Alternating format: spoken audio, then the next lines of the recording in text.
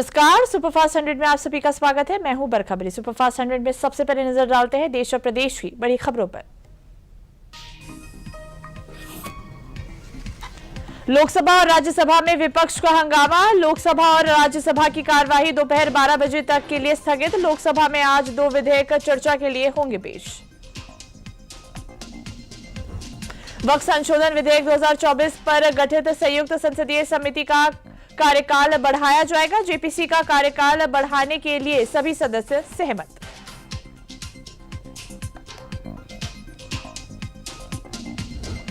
वायनाड लोकसभा उपचुनाव जीतने वाली प्रियंका गांधी वाड्रा और नांदेड़ लोकसभा सीट उपचुनाव जीतने वाले रविंद्र चौहान सदन में संसद पद की ली शपथ।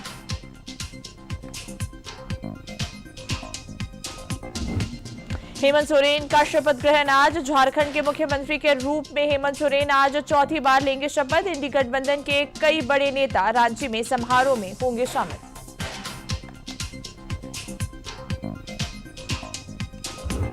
रांची के जिला शिक्षा अधिकारी ने निर्देश दिया है कि मुख्यमंत्री हेमंत सोरेन के शपथ ग्रहण समारोह के मद्देनजर यातायात की भीड़ और जाम से बचने के लिए शहर के स्कूल और मदरसे आज रहेंगे बंद। महाराष्ट्र आज सीएम के नाम का हो सकता है ऐलान। महायुति गठबंधन आज कर सकता है महाराष्ट्र के नए मुख्यमंत्री के नाम का ऐलान। देवेंद्र फडणवीस, अजीत पवार और एकनाथ शिंदे से भाजपा का केंद्रीय नेतृत्व करेगा दिल्ली में चर्चा। महाराष्ट्र के कार्यवाहक मुख्यमंत्री एकनाथ शिंदे ने कहा, केंद्र और राज्य सरकार मिलकर बहुत आगे बढ़ेंगे और निश्चित रूप से महायुति की सरकार स्थापित होगी। कल मैंने पीएम से भी बात की है। मैंने कहा कि सरकार बनाने में हमारी तरफ से कोई अड़चन नहीं है। गृह मंत्री अमित शाह का आज उत्तराखंड दौरा। लाल बहादुर शास्त्री राष्ट्रीय प्रशासन अकादमी के 99वें फाउंडेशन कोर्स समापन समारोह में होंगे शामिल। कई अन्य कार्यक्रमों में भी करेंगे शिरकत। सूचना और प्रसारण मंत्री अश्विनी वैष्णव ने कहा, सोशल मीडिया पर अश्लील सामग्री पर अंकुश लगाने के लिए मौजूदा कानूनों को और अधिक सख्त बनाने की जरूरत है।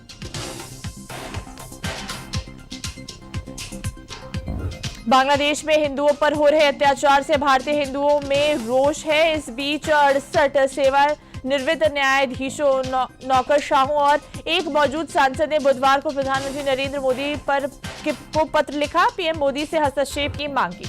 चिन्मय कृष्णदास की रिहाई की मांग। बांग्लादेश में चिन्मय कृष्णदास की गिरफ्तारी और हिंदुओं पर अत्याचार के खिलाफ भारत में आक्रोश। आज कोलकाता में संत समाज करेगा प्रदर्शन।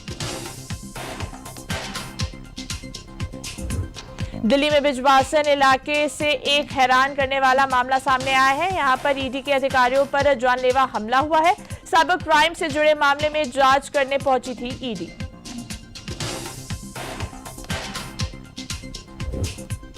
मानव तस्करी के एक मामले में एनआईए ने 6 राज्यों में 22 जगहों पर छापेमारी की। राज्य पुलिस के साथ मिलकर एनआईए की अलग अलग टीमों द्वारा सुबह से ही तलाशी अभियान जारी है। केंद्रीय मंत्री पीयूष गोयल ने प्रेस वार्ता को किया संबोधित। कहा, हम बीते 10 सालों में निर्यात को दोगुना करने में हुए कामयाब। इस वित्त वर्ष में $800 बिलियन के निर्यात का लक्ष्य। मथुरा श्री कृष्ण जन्मभूमि और शाही ईदगाह मामले की सुनवाई आज सुप्रीम कोर्ट में होगी। मामले में सुनवाई सुप्रीम कोर्ट की चीफ जस्टिस संजीव खन्ना और जस्टिस संजय कुमार की पीठ करेगी।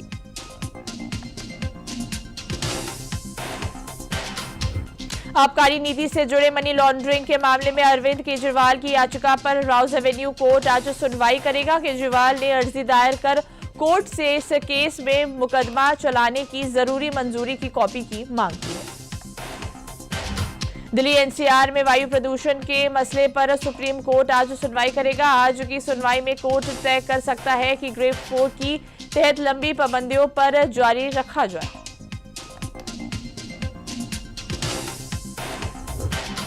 रेलवे के ब्रॉडगेज नेटवर्क का किया गया 97% विद्युतीकरण। आधुनिक तकनीक के इस्तेमाल से ट्रेन दुर्घटनाओं में आई बड़ी कमी। यात्रियों की सुविधाओं के साथ आधुनिकता पर भी जोर दे रही है रेलवे। केंद्र सरकार कर रही है डीएपी की आपूर्ति के प्रयास। प्रमुख आपूर्तिकर्ताओं द्वारा निर्यात में कमी और लाल सागर संकट जैसे भू राजनीतिक कारणों से आपूर्ति हुई प्रभावित।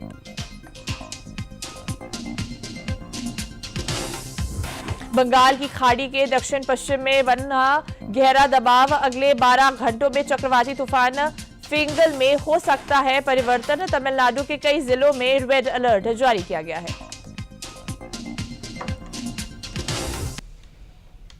तो सुपरफास्ट 100 में अब नजर डालते हैं उत्तर प्रदेश की कुछ बड़ी खबरों पर।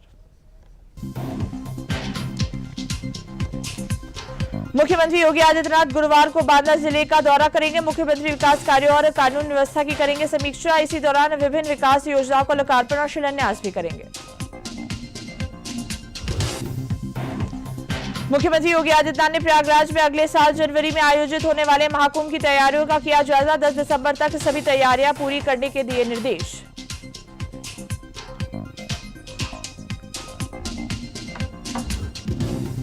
भारतीय जनता पार्टी गणतंत्र दिवस तक संविधान गौरव महोत्सव दिवस मनाएगी। संविधान गौरव दिवस के तहत प्रदेश से लेकर जिला कार्यालय और मंडलों तक समारोह का आयोजन किया जाएगा।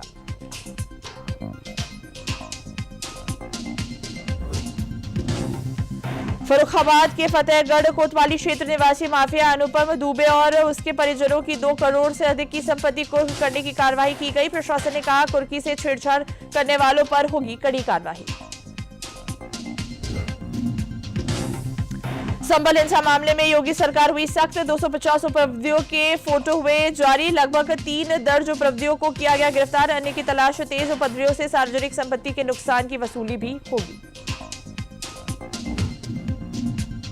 संभल हिंसा मामले में एक और आरोपी फरहत हुआ गिरफ्तार। फरहत ने एक वीडियो वायरल किया था जिसमें वो उकसाने वाली बातें करता दिख रहा है।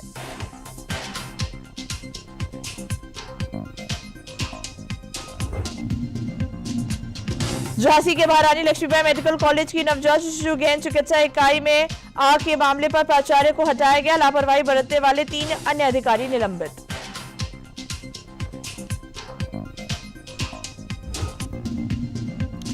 फिरोजाबाद में जिला सेवा आयोजन कार्यालय की ओर से रोजगार मेले का आयोजन किया गया जिसमें दिल्ली एवं अन्य स्थानों से विभिन्न कंपनियों ने सहभागिता की। विभिन्न कंपनियों में चयनित लाभार्थी बहुत खुश नजर आए।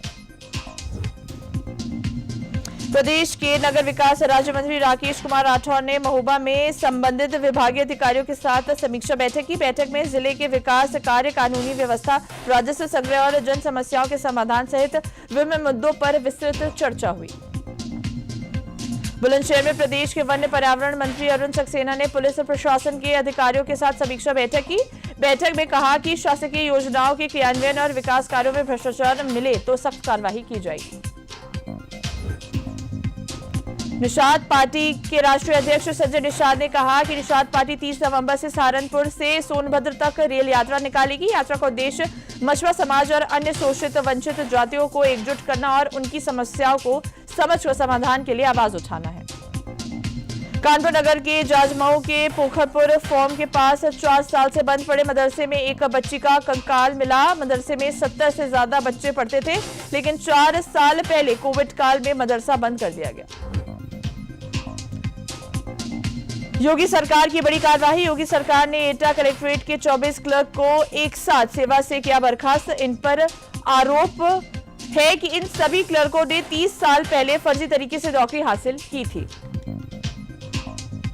रूस की फॉर ईस्टर्न फेडरल यूनिवर्सिटी के प्रोफेसर सेलेस नेव टीम ने किया कानपुर के छत्रपति शाहू जी महाराज विश्वविद्यालय का दौरा। दोनों विश्वविद्यालयों के बीच संयुक्त कार्यक्रमों के आयोजन पर जोर दिया गया। महाकुंभ से पहले प्रयागराज नगर निगम ने कमांड सेंटर की शुरुआत की। इस कमांड सेंटर का उद्घाटन सीएम योगी आदित्यनाथ ने किया, जिसे तकरीबन 5 करोड़ रुपए की लागत से तैयार किया गया है। लखनऊ से गोरखपुर तक का सफर जल्द ही केवल 3 घंटे में ही पूरा हो सकेगा। यहां लिंक एक्सप्रेसवे बनकर तैयार है और नए साल पर उद्घाटन के बाद निवासियों को स्पीड का तोहफा मिलने जा रहा है। प्रदेश में 70 विभागों में कनिष्ठ सहायक के 2702 पदों पर भर्ती होगी। भर्ती के लिए ऑनलाइन आवेदन व शुल्क जमा करने की प्रक्रिया 23 दिसंबर से शुरू होकर 22 जनवरी तक चलेगी। अधीनस्थ सेवा चयन आयोग ने जारी किया दिशा निर्देश। यूपी में लगातार बढ़ रहा डेंगू के मरीजों का संख्या। अलीगढ़ में मिले डेंगू के 247 मरीज। पिछले 1.5 महीने में जिले में डेंगू बुखार से करीब 25 लोगों की मौत हो चुकी है। भारतीय रेलवे ने बढ़ते कोहरे को देखते हुए जारी किए आदेश। रेलवे ने लखनऊ से चलने वाली 8 ट्रेनों को निरस्त कर दिया है।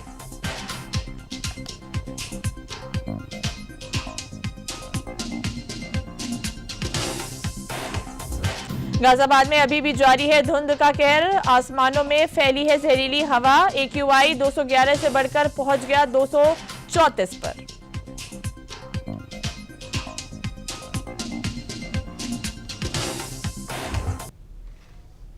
तो सुपरफास्ट 100 में हम नजर डालते हैं विभिन्न प्रदेशों की बड़ी खबरों पर।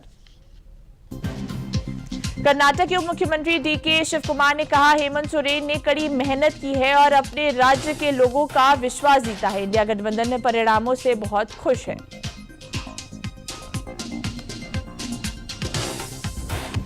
आपके राष्ट्रीय संयोजक अरविंद केजरीवाल ने कहा, पिछले 1.5 से 2 साल में दिल्ली में कानून व्यवस्था खराब हो गई है। गैंगस्टर ने दिल्ली पर कब्जा कर लिया है। मैं चाहता हूं कि दिल्ली की कानून व्यवस्था को सुधारा जाए।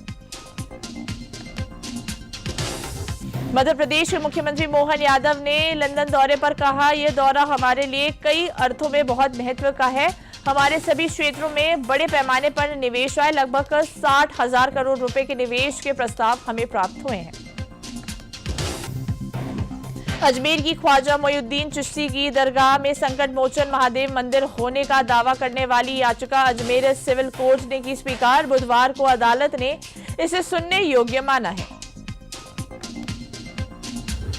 मुंबई में साइबर ठगी के 2 केसों में 2 बुजुर्गों से करीब 15 करोड़ रुपए के फ्रॉड के मामले सामने आए। एक मामले में पुलिस ने आरोपी को गिरफ्तार कर लिया है, जबकि दूसरे की जांच चल रही है। उड़ीसा के मुख्यमंत्री मोहन चरण मांझी ने भुवनेश्वर में आगामी DGP IGP सम्मेलन के लिए कन्वेंशन सेंटर और राज्य अतिथि गृह में तैयारियों का निरीक्षण किया।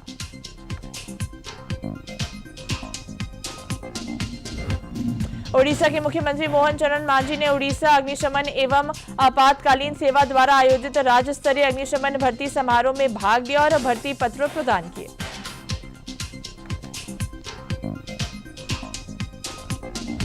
चिन्मय प्रभु की गिरफ्तारी के मामले को लेकर आज कोलकाता में संत समाज करेंगे प्रदर्शन। इससे पहले भारतीय जनता पार्टी ने भी बुधवार को कोलकाता में विरोध प्रदर्शन किया था।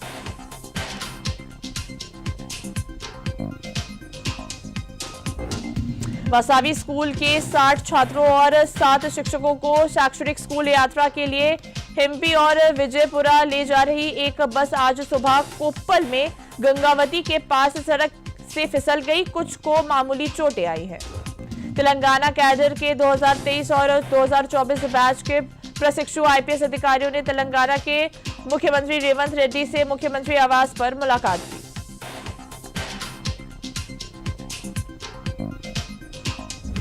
जम्मू कश्मीर में अनंतनाग पुलिस ने श्री गुफवाड़ा में NDPS अधिनियम के तहत 2 करोड़ रुपए की संपत्ति कुर्क की।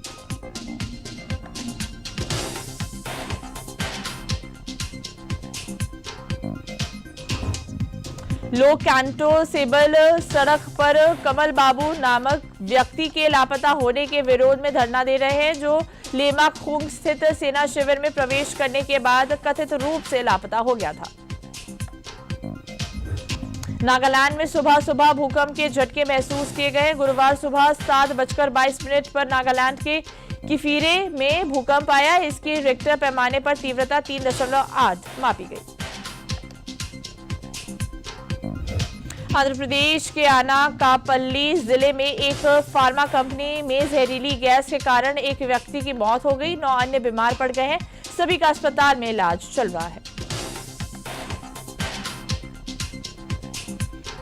आंध्र प्रदेश में अनकापल्ली जिले की कलेक्टर विजय कृष्णन ने अनकापल्ली के परवाड़ा में एक फार्मा कंपनी की गैस रिसाव की घटना में घायल हुए लोगों से मुलाकात की। मौसम विभाग ने पुडुचेरी के लिए ऑरेंज अलर्ट जारी किया है। पर्यटन निदेशक ने संचालकों को नाव और सुरक्षा उपकरण सुरक्षित रखने की सलाह दी है।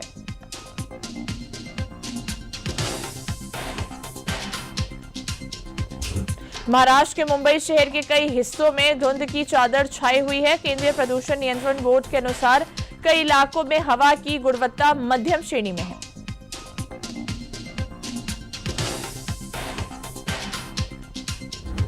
उत्तर भारत में अब ठंड बढ़ने लगी है। दिल्ली में तापमान गिर रहा है और आने वाले कई दिनों में न्यूनतम तापमान में गिरावट देखने को मिलेगी। वहीं मौसम विभाग ने जारी किया अलर्ट।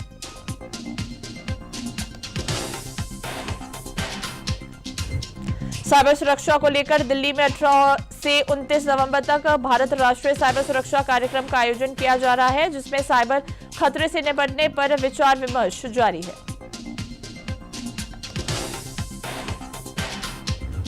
पिछले 14 दिनों से दिल्ली के भारत मंडपम में चल रहा भारत अंतर्राष्ट्रीय व्यापार मेला संपन्न हो गया है। मेले के आखिरी दिन काफी संख्या में लोगों ने मेले का अवलोकन किया।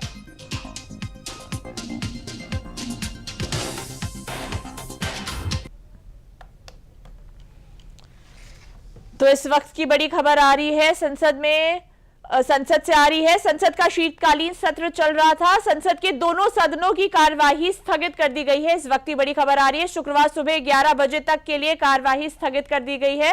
इस वक्त की बड़ी खबर आप देख सकते हैं। विपक्ष के हंगामे के चलते दोनों सदनों की कार्यवाही स्थगित कर दी गई है। इस वक्त की बड़ी खबर आप देख रहे हैं। संसद के दोनों सदनों की कार्यवाही स्थगित कर दी गई है। तो सुपरफास्ट 100 में हम नजर डालते हैं कारोबार और अंतर्राष्ट्रीय जगत की बड़ी खबरों पर। बुधवार को सेंसेक्स 230 अंक चढ़कर 80,234 पर बंद हुआ। निफ्टी भी 80 अंक चढ़कर 24,274 पर बंद हुआ। सेंसेक्स के 30 शेयरों में से 16 में तेजी और 14 में गिरावट देखने को मिली। सोने के भाव में बुधवार को दिखी बढ़त। 10 ग्राम 24 कैरेट गोल्ड का भाव 485 रुपए बढ़कर 76,175 रुपए पर पहुंच गया।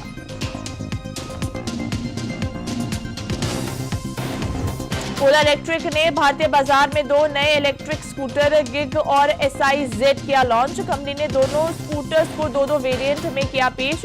इसमें ओला गिग, गिग प्लस, SI-Z और SI-Z प्लस शामिल। Honda motorcycle and scooter India ने भारतीय बाजार में इलेक्ट्रिक स्कूटर एक्टिवा ई और QC1 को किया पेश। ये कंपनी की पहली इलेक्ट्रिक 2 व्हीलर है। कंपनी ने फिलहाल दोनों गाड़ियों की कीमत की घोषणा नहीं की है। विदेशी पोर्टफोलियो निवेशकों ने पिछले 3 दिनों में 11,113 करोड़ रुपए का निवेश किया है। इससे पहले लगभग 2 महीने तक उन्होंने लगातार बिक वाली थी।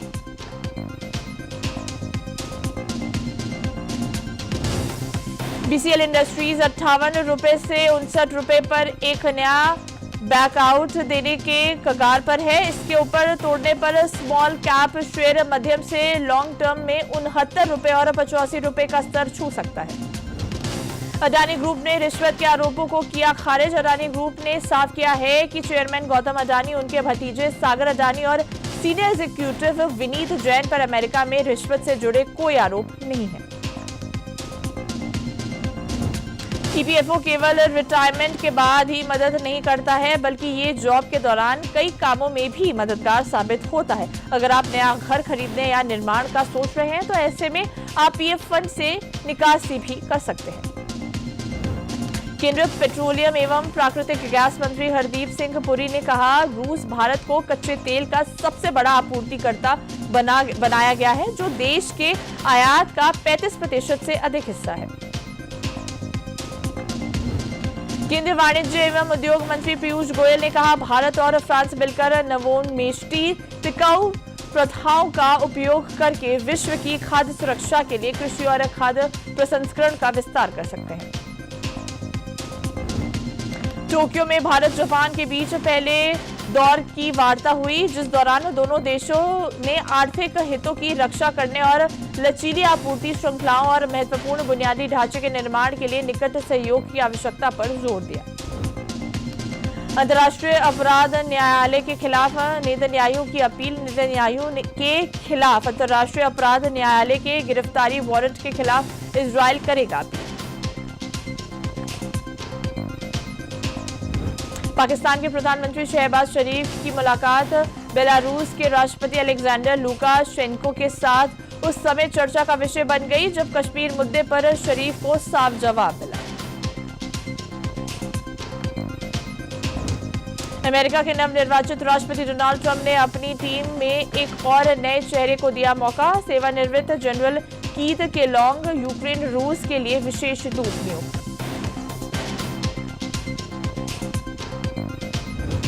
हमास के अधिकारियों का कहना है कि वे लेबनान में इजरायल और हिजबुल्लाह के बीच सीज फायर को लेकर खुश हैं। बोला, इजरायल हमारे लड़ाके छोड़े, हम बंधकों को रिहा करेंगे।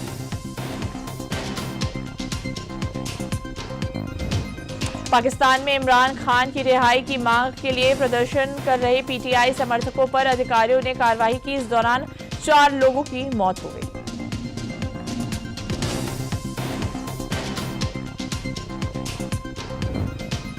ब्रिटिश महिला ने अरबों के बिटकॉइन कोड कचरे में फेंके। 1 लाख टन कचरे में दबी 5900 करोड़ के कोड वाली हार्ड ड्राइव।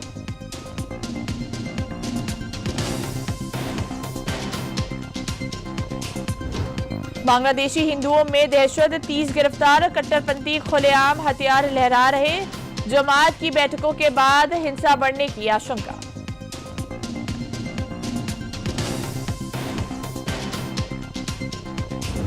बांग्लादेश की पूर्व पीएम खालिदा जिया भ्रष्टाचार मामले में बरी।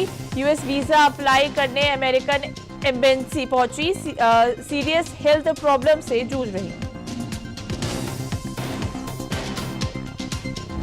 चीन के रक्षा मंत्री डोंग जून पर चीनी सेना में भ्रष्टाचार के आरोप में फंस गए हैं। आर्मी की एंटी करप्शन ड्राइव में नाम आया। कई सीनियर अफसर भी जांच के घेरे में।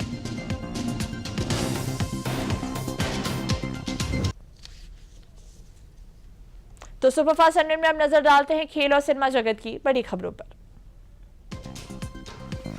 गुजरात टीम के ओपनर और विकेटकीपर उर्विल पटेल टी20 फॉर्मेट में सबसे तेज शतक लगाने वाले भारतीय बल्लेबाज बन गए हैं। उन्होंने बुधवार को सैयद मुश्ताक अली ट्रॉफी में मात्र 28 गेंदों में सेंचुरी लगाई।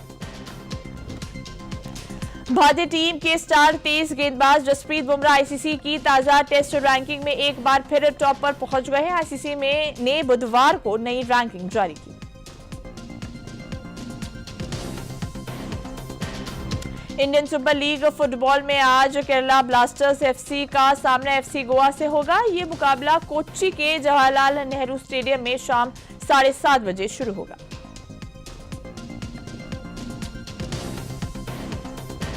लखनऊ में सैयद मोदी अंतर्राष्ट्रीय बैडमिंटन टूर्नामेंट में पीवी सिंधु और लक्ष्य Sen singles pre quarter final में पहुंच गए हैं। पहले दौर में लक्ष्य सेन ने मलेशिया के सुहेल आदिल को और पीवी सिंधु ने अनमोल खरब को हराया।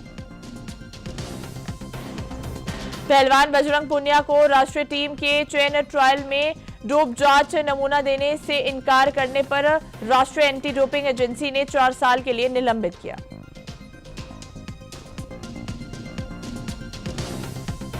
जूनियर एशिया कप हॉकी प्रतियोगिता भारत में थाईलैंड को दी मात। प्रतियोगिता के पूल ए मैच में भारत ने थाईलैंड को 11-0 से हराया। मैच में आज भारत का मुकाबला जापान से। वेस्टइंडीज ने भारत दौरे के लिए किया महिला क्रिकेट टीम का ऐलान। डियान्ड्रा डोटन की ओडीआई में वापसी। चोटिल स्टेफनी टेलर बाहर।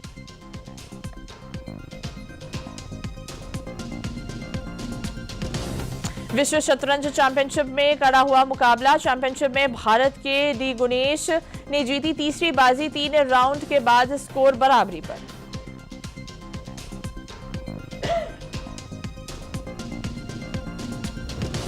जिम्बाब्वे और पाकिस्तान के बीच 3 वनडे मैचों की सीरीज का तीसरा व निर्णायक मुकाबला आज। दोनों टीमें एक मैच जीत चुकी हैं और सीरीज फिलहाल 1-1 से बराबरी पर है।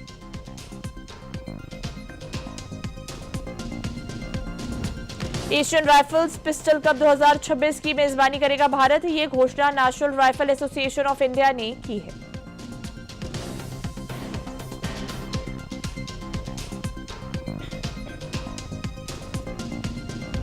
पुष्पा 2 का गाना किसिक सुनकर भड़के फैंस। गाने की हिंदी लिरिक्स और आवाज से निराश होकर फैंस ने की जमकर आलोचना। यूजर्स बोले उम्मीद पर पानी फेर दिया।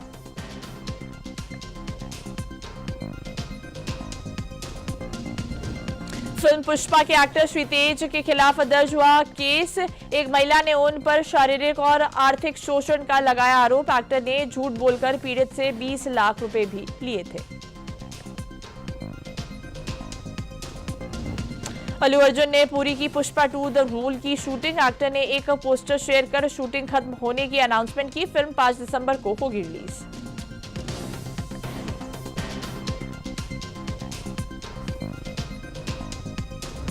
डायरेक्टर अश्विन धीर के बेटे जलज धीर का एक कार एक्सीडेंट में हुआ निधन। एक्सीडेंट मुंबई के विले पाले इलाके में हुआ था। मुंबई पुलिस ने गाड़ी चला रहे साहिल को गिरफ्तार कर लिया है।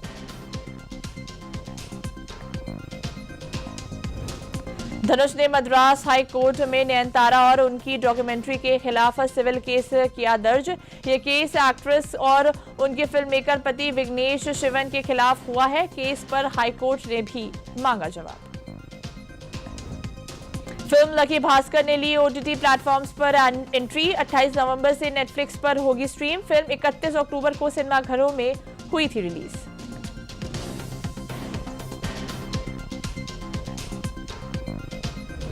भारतीय अंतर्राष्ट्रीय फिल्म महोत्सव पहुंचा समापन की ओर। 28 नवंबर यानी आज होगा महोत्सव का समापन। रिपोर्ट्स के मुताबिक समापन समारोह में कई दिग्गज सितारे करेंगे शिरकत।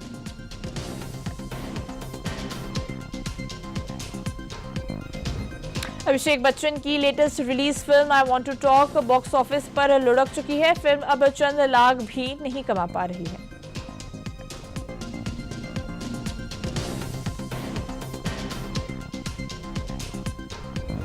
फिल्म निर्देशक अनुराग कश्यप की सबसे विवादित और प्रतिबंधित फिल्म 5 को आखिरकार सीबीएफसी से हरी झंडी मिल गई है।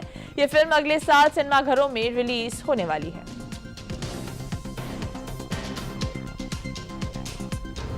और बाहुबली 2 के सबा राजू ने की शादी। 47 साल की उम्र में लिए 7 फेरे। इंस्टाग्राम पर शादी की तस्वीर साझा कर दी जानकारी।